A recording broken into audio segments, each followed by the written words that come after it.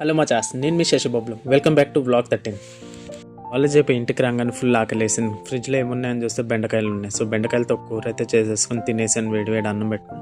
ఇంకా తిన్న తరగాలని బయటకైతే వచ్చేసాను. ఇంకా బయటకు రాగానే వర్షం అయితే స్టార్ట్ అయిపోయింది. సో ఇంటి దగ్గర ఉన్న ఒక స్టోర్కి అయితే వచ్చేసాను. ఈ స్టోర్ పేరు డోలరమా. ఇది దాదాపు కెనడాలో అన్ని స్టేట్స్లో అయితే ఉంటుంది. సో మా ఇంటి దగ్గర నుంచి 2 కిలోమీటర్లు.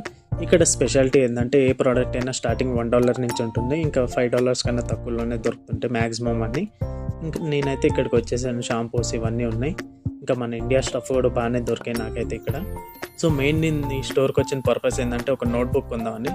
కాస్ట్ వచ్చేసి $1.5 పడింది, అంటే $90 పడింది నాకు. ఇంకా దాని తర్వాత ఈ 4 డబ్బాలు అయితే తీసేసుకుని $3కి 4 డబ్బాలు వచ్చాయి. ఇంకా అలాగే చిప్స్ అయితే తీసుకున్నాను టైంపాస్ తినడానికి. ఇంకా అలా ఒక చక్కెర కొట్టేసి బిల్లింగ్ అయితే వేయించేసాను. ఇంకా తీసుకున్న ప్రోడక్ట్స్ అన్నీ నా బ్యాగ్లో అయితే పెట్టేసి బయలుదేరాను. అప్పటికి వర్షం లైట్గా పడుతుంది. ఇంకా ఏం ఆలోచించకుండా